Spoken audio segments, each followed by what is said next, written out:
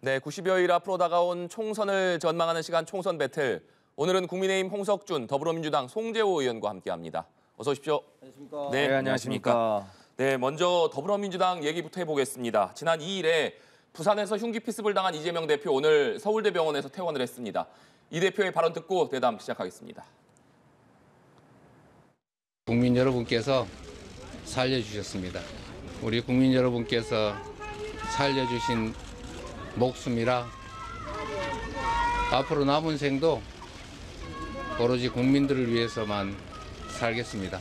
상대를 죽여 없애야 하는 전쟁 같은 이 정치를 이제는 종식해야 합니다.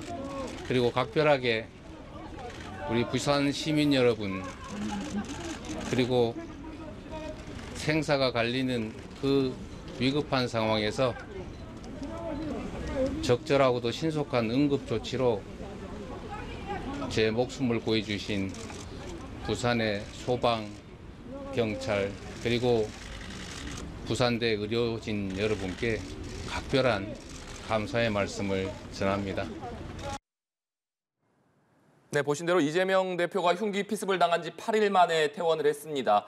부산에서 서울대병원으로 이송되는 과정에서 여러 논란이 있었기 때문에 퇴원하면서 어떤 메시지를 낼 것이냐 여기에 관심이 쏠렸는데 먼저 송재호 의원님, 오늘 이재명 대표의 발언 어떻게 들으셨습니까? 예, 매우 국민들 걱정에 매우 적확하게 요점을 잘 짚었다 메시지가 이렇게 봅니다. 무엇보다 개인의 어떤 정치적 테러 또 그것에 대한 개인의 소외가 아니라 이런 정치적 테러를 가져온 그간의 증오의 정치 또 대결과 죽임의 정치 이런 정치 풍토를 국민을 위해서 살림의 정치, 상생의 정치로 바꿔야 되지 않느냐.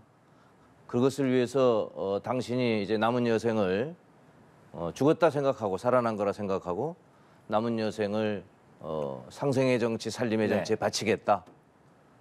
모든 지나간 과거는 다 있고 예를 들면 앞으로 오직 국민을 위해서 상생하면 상대가 있는 거 아니겠습니까? 그 상대는 일단 1차적으로 국민의힘인 여당이 될 테고 여당이 계속 지금까지 민주당을 탄압해오고 적대적으로 몰았던 거는 차치하고 이제부터 소위 말하면 국민을 살리는 정치를 함께 해보자 하는 그런 메시지를 정부 여당에 던졌다. 저는 이렇게 봅니다. 네, 정부 여당에 던진 메시지로도 좀 해석을 해주셨는데 홍석준 의원님께서는 어떻게 들으셨습니까? 예, 무엇보다도 이재명 대표가 생각보다 빨리 완쾌돼서 퇴원하셔서 천만다행입니다.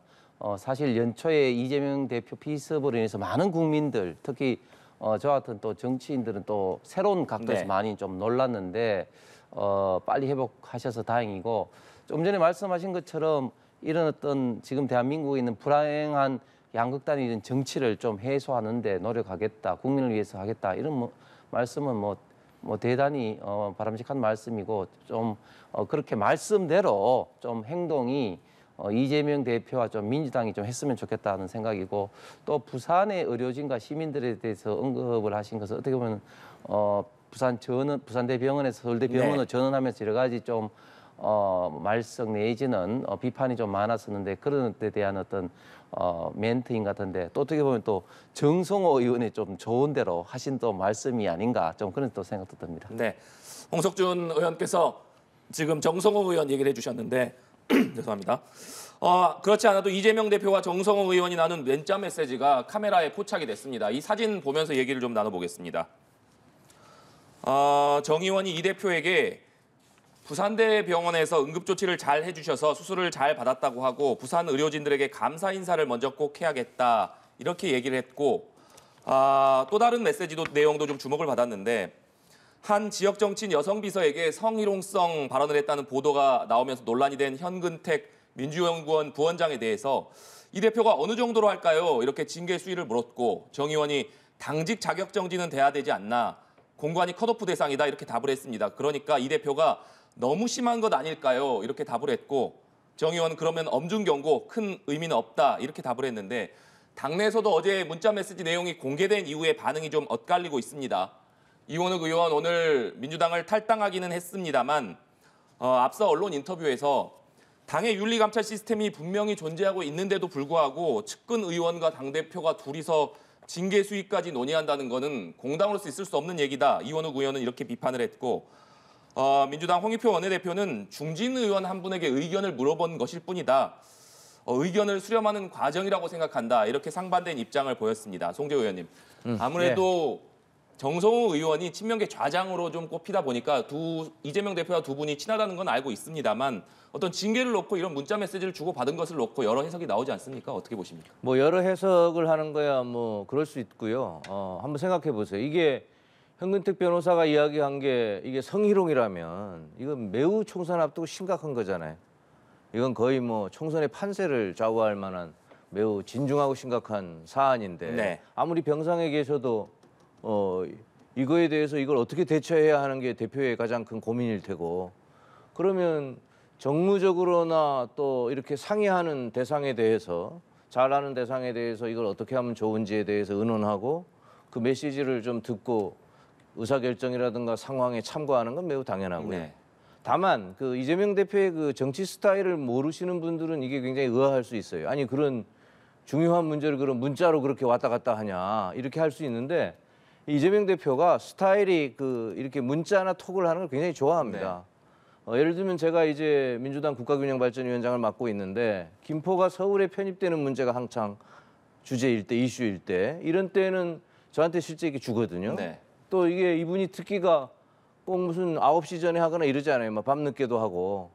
그리고 그 답변을 이제 제가 그러면 제 생각대로 해주죠. 그게 꼭 예를 들어서 당의 결정으로 가는 건 아닌데 뭐 당신이 그걸 가지고 꼭 저만 하겠어요? 또 예를 들면 그런 부분의 전문가나 정무적인 부분도 있으니까 네. 그런 분들도 하실 테고 종합해서 의사결정을 하는 과정에 저는 참조하는 하나의 그 행태를 다만 정성호라고 하는 그 이재명 좌장으로 불리는 소위 매우 상징성이 큰 분하고 해서 그게 이렇게 부각된 네. 거지 뭐 이걸 뭐 당내 여러분 또는 당외 분들하고 자주 이런 문자나 톡을 하는 스타일이어서 저는 이걸 뭐 그렇게 크게 이상하게 사실 받아들이지 않았습니다. 늘 네.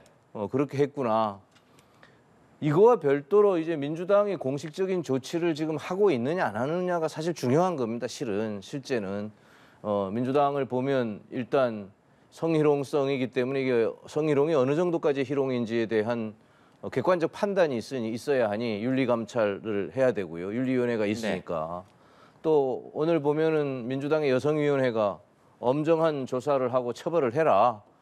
상응하는 이렇게 요청도 했고 해서 저는 이 시스템 기제가 뭐 잘 돌아가고 있고 이 문자 메시지 관련해서 요 안만 가지고 정성호하고 둘이만 이렇게 네. 왔다 갔다 해서 뭘 한 거 아니냐 이렇게 보는 시각에 그 시각을 탈피하면 저는 뭐 이재명 대표의 일종의 정치 스타일이다 이렇게 보는 게 맞을 것 같습니다. 그렇다면 송 의원님이 보시기에는 어제 정성호 의원이 문자 메시지가 포착되긴 했지만 이 문제와 관련해서 이재명 대표가 다른 의원들에게도 좀 메시지를 보내서 의견을 구했을 수도 있다. 이런 물론 말씀이신가요? 구했는지 말았는지는 저야 네. 뭐 문자 안에 못 들어가 봤습니다만 하지 않았겠습니까? 그 상당히 왜냐하면 그 김포 서울 편입이라든가 그 전에 소위 이 분야에 어떤 분야에 정통성이 있거나 잘 알거나 하는 분들하고는 그런 걸 굉장히 자주 하는 분입니다.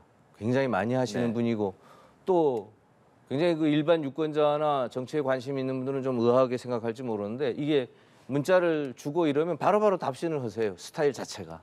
그게 아주 그 이재명 대표의 독특한 것도 좀 특이한 정치 스타일이기도 합니다. 네. 일일이 답변해주고 의논하고 또 타협을 굉장히 토론하는 걸 굉장히 좋아하고요. 네.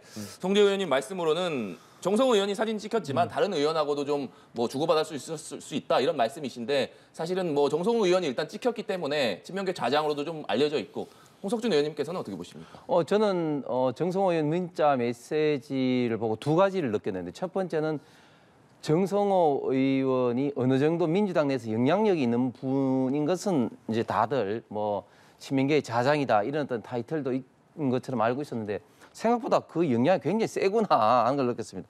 이게 문자 내용도 보면 그 이재명 대표가 어느 정도 할까요? 존칭을 하니까 정 의원이 돼야 되지 않을까? 이 단답식으로 하는 거죠. 그다음에 또 너무 심한 것 아닐까요? 이렇게 하니까 또 뭐 엄중경 큰 의원이 이제 말이 이제 완전히 이제 그 이재명 대표는 이제 좀 경어를 쓰고 정성호 의원은 조금 이제 낮추는 그런 걸 보면서 정성호 의원의 영향이 참 대단하구나 이런 좀 생각을 느꼈어요. 두 번째는 지금 민주당이 많은 지금 비판을 받고 있는 게 지금 정통 민주당이 어떤 그런 그 길에서 벗어나서 이재명 사당화로 향하고 있다 이런 비판을 많이 지금 받고 있지 않습니까?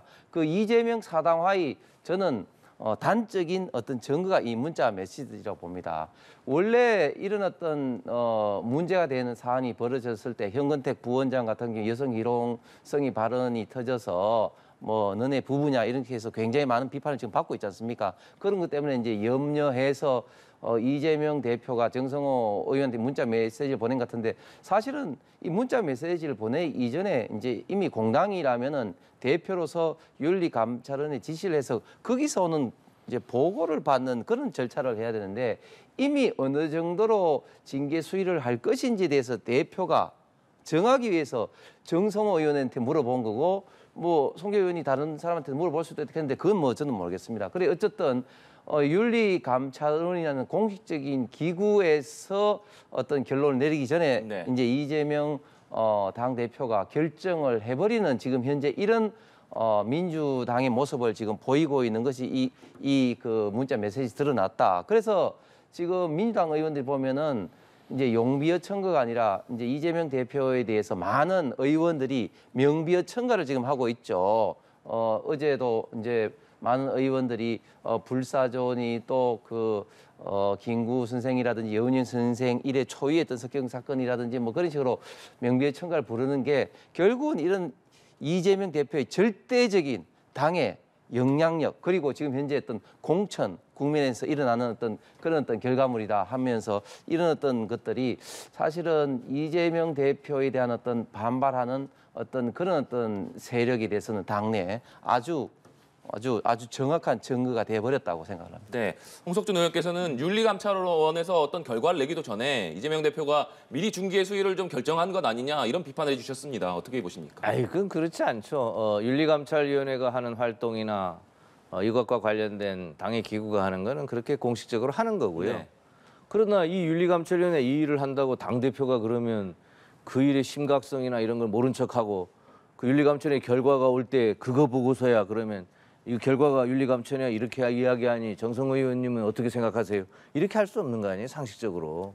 윤리감찰이 감찰이고 그러면 이게 도대체 감찰이 왜 징계에 전에 이 정도면 어느 정도의 징계가 총선에 이게 마땅할까?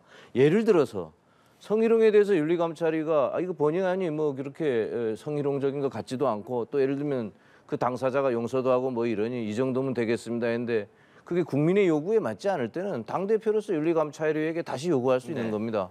이거 다시 회의해달라. 왜냐하면 국민의 요구 수준에 맞아야 되거든요.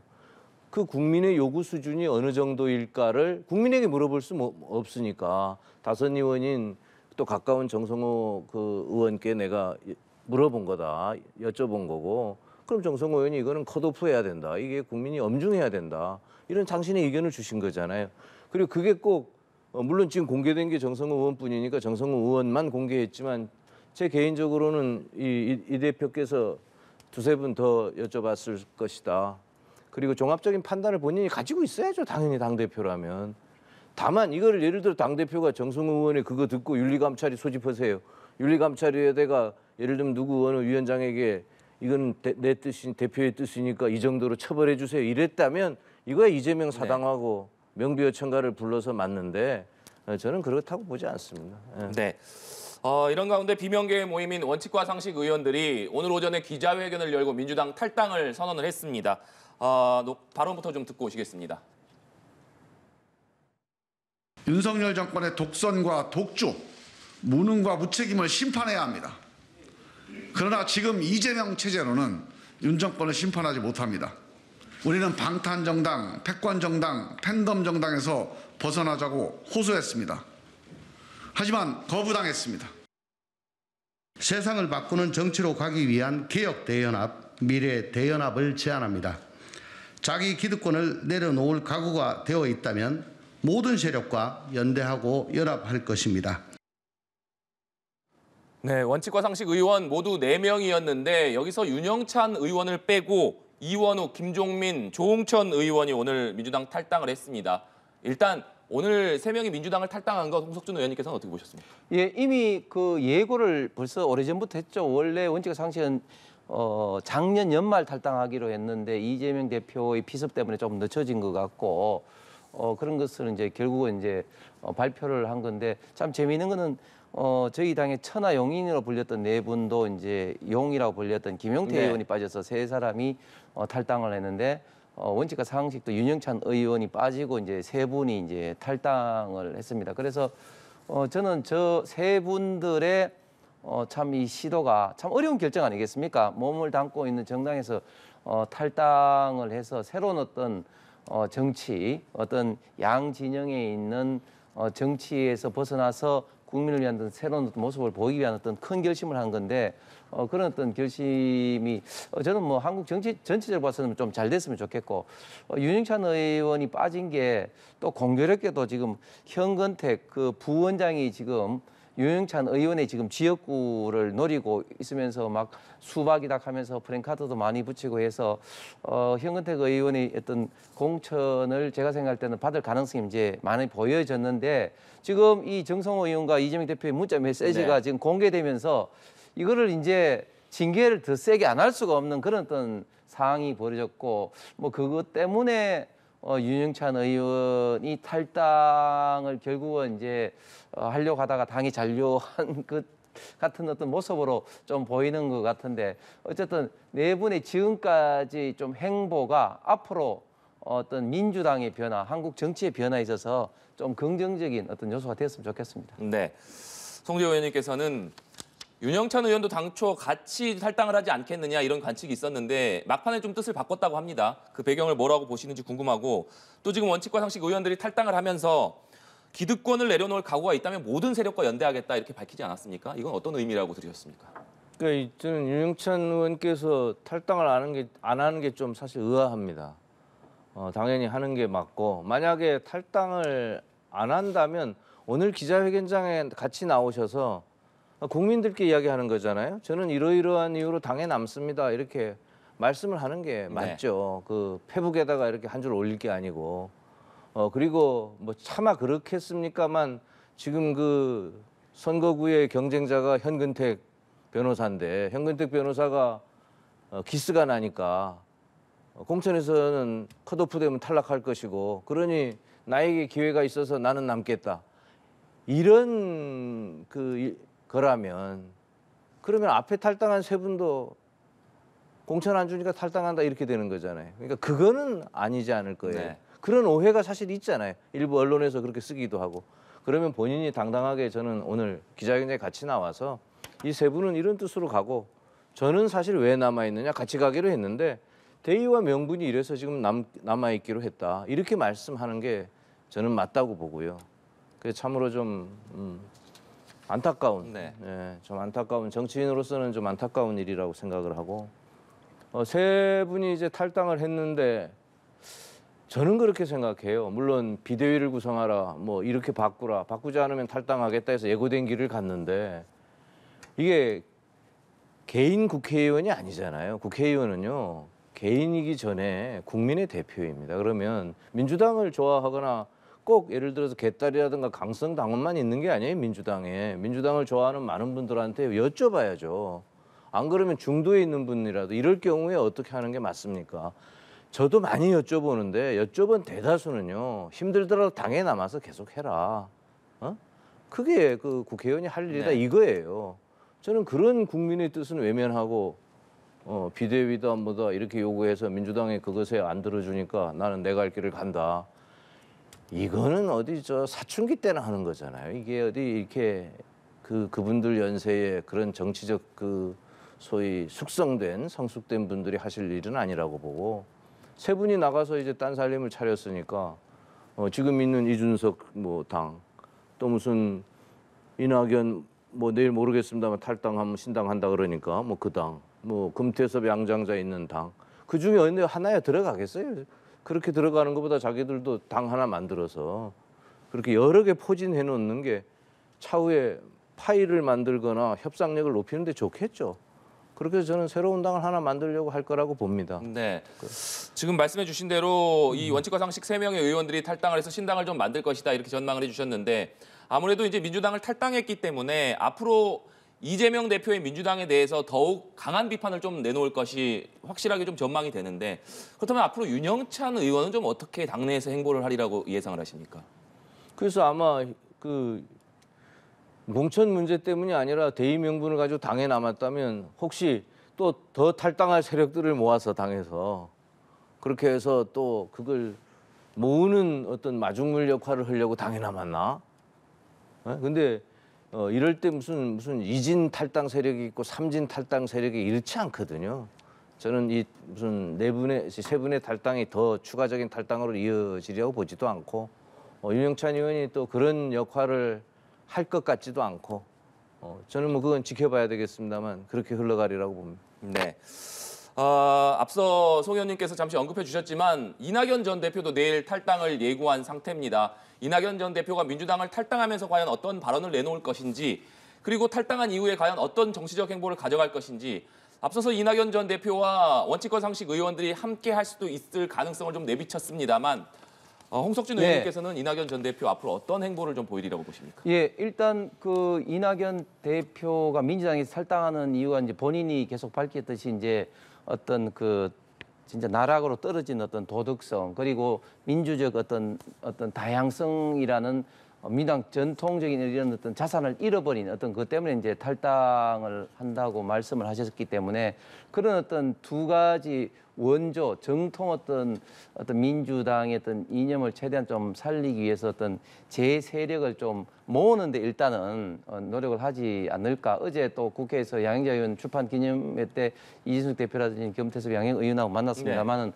어떤 그런 어떤 세력들하고 이제 연합을 하는데 주도를 먼저 하실 것 같은데 그런데 사실은 정치적 이념이 있던 다른 세력끼리 사실은 모으는 것도 사실 쉽진 않죠. 그런데 이제 본인이 내가 이제 스타가 되기보다는 뭐 좀 마중물 역할을 네. 하겠다. 그래서 마치 이제 바른당, 국민의당이 합쳐질 때 어떤 주도권 싸움으로 계속해서 당이 삐걱거리는 것을 미리 사전에 좀 차단해서 본인의 어떤 역할보다는 좀 지원하는 그런 어떤 역할을 좀 많이 말씀을 하신 것 같습니다. 만약에 그런 식으로만 된다면 지금 원칙과 상식에 있는 탈당한 어떤 분들과도 좀 자연스럽게 어떤 그 연합 전선을 좀 구축하지 않을까 그렇게 좀 생각이 좀 들고 저는 그 지금 이원욱 의원이라든지 조홍천 의원이라든지 김종민 의원이라든지 개인적으로는 조금 하는데 민주당 내에서는 참 올바른 소리를 국민의 입장에서 하시는 분들인데 자꾸 이제 저런 분들이 뭐 개딸들이라든지 좀 이재명 대표했던 뭐 여러 가지 실망이 때문에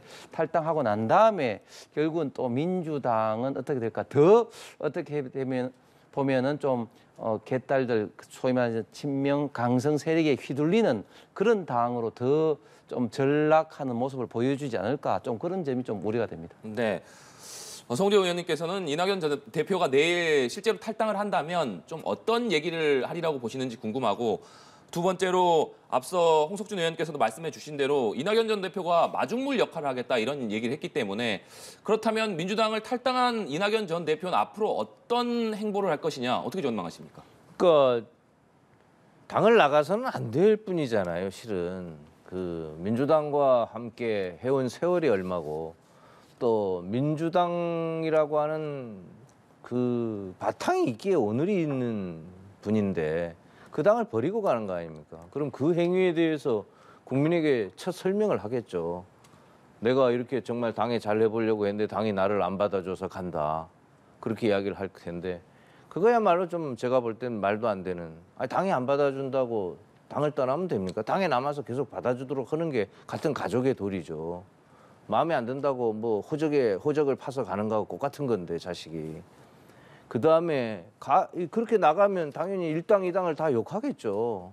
이 두 당이 망치는 정치가 이게 국민에게 무슨 의미가 있냐고. 저 두 당이 하는 짓이 저게 나라를 망치는 일이라고 할 테고. 네. 그러니 새로운 정당을 만들어서 국민에게 희망을 주겠다고 이렇게 이야기해 나가지 않겠습니까? 그럼 그렇게 말하는 그게 얼마나 국민에게 설득력이 있을지 그 설득력을 보여주는 게 앞으로 행보인데 그러면 흔히 빅텐트라고 이야기되는 그런 빅텐트를 쳐서 우리가 앞으로 가고자 하는 것은 국민의힘이나 민주당하고는 완전히 다른 국민에게 새로운 희망을 주는 정당입니다. 이것을 좀 찍어주세요. 이렇게 가겠죠. 그게 얼마나 설득력 있을지, 네. 그게 과연 그렇게 생각대로 될지는 저는 그것이 국민이 결정할 몫이라고 또 봅니다. 네. 이낙연 전 대표가 말씀하신 대로 민주당과의 아무래도 차별성을 좀 가져야 되기 때문인지 모르겠습니다만 어제 특히나 민주당의 어떤 당내 민주주의나 도덕성을 좀 비판하면서 민주당 의원의 44%가 전과자다 뭐 이런 얘기를 해서 지금 당내에서 큰 반발을 불러오고 있는 상황 아니겠습니까? 그 부분에 대해서는 어떻게 생각하십니까? 이건 말도 안 되는 거죠. 왜냐하면 전과가 이게 여러 전과가 있잖아요. 사실은 정치범으로서의 사상과 이념으로 인한 전과도 있는 것이고 사회를 좋게 하려고 하는 그런 충정이 현행법과 충돌하는 민주화라든가 노동과정의 전과도 있는 것이고 또 전과 중에서도 또 보면 상식적으로 어쩔 수 없는 전과들도 있는 거고 그런 것들을 다 고려해서 공천도 하는 거고 무슨 우리가 이야기하는 사회에서 소위 소외되어야 되고 버려야 되는 폭력이라든가 무슨 이런 전과만 있는 게 아니잖아요. 그럼 전체적으로 공천관리위원회가 그것을 하는 공당의 과정을 전부 다가 싸잡아 비판한 거 아닙니까? 물론 퍼센테이지도 잘못됐고 실제 민주화나 노동운동을 빼면 민주당 전체 전과자는 한 16%. 그 16%는 왜 공천했을까? 그 전과를 범한 사유를 보니까 이게 그럴만하다 한 거 아니에요. 저도 전과 1범이에요. 그 선거법을 위반하느라고 선거하다 보면 어쩔 수 없이 선거법을 위반하게 되는데 그런 전과도 있는 거고. 그러니 전과를 저는 민주당을 타겟으로 욕하는 걸로 삼았다는 거는 저는 굉장히 정치 전략적으로도 미쓰고 굉장히 이건 유치하다. 네. 그리고 당신이 본인이 전과 2범이잖아요. 본인이 전과 2범인데 전과자를 그렇게 이야기하는 게 이게 말이 되겠습니까? 그래서 네. 저는 좀 안타깝습니다. 지금 송재호 의원님께서 말씀해 주신 대로 사실 이낙연 전 대표가 민주당의 44%가 전과자다 이런 얘기를 한 이후에 당에서 굉장히 큰 반발이 일어나니까 이후에 발언을 수정을 했습니다. 그래서 그 발언을 철회하는 것이냐 했더니 44%에서 퍼센티지를 잠깐 줄여서 41%인가요? 이렇게 얘기를 했는데 이낙연 전 대표가 이렇게 민주당을 강하게 비판하는 것 본인의 어떤 지금까지 탈당 의사를 밝힌 이후에 당에서 있었던 어떤 본인에 대한 강한 비판 발언들이랄까 이런 것들이 좀 쌓여서 서운한 감정들이 많이 있는 것 아니냐 뭐 이런 생각 들거든요. 그렇습니다. 그 이제 두 가지죠. 이제 방금 앵커께서 말씀하신 것처럼 어떻게 보면 이제 본인 이제 민주당의 본류고 이제 원류인데 탈당의 어떤 언급을 하자 말자 뭐 계속적인 어떤 비판. 지금 민주당 의원 상당수는 이낙연 대표가 있을 때 공천을 받으신 분들이죠. 사실은 정치가 참 뭐 진짜 하루아침에도 변하는데 어떻게 보면 이낙연 대표의 공천을 받으신 분들이 이렇게 비판하는 그런 서운함도 있을 것이고 또 두 번째는 본인이 어떤 탈당의 명분, 즉 어떤 민주당 잃어버린 어떤 그걸 해서 저는 이 부분만큼은 윤석열 대통령도 거부권을 행사하지 않을 거라고 생각합니다.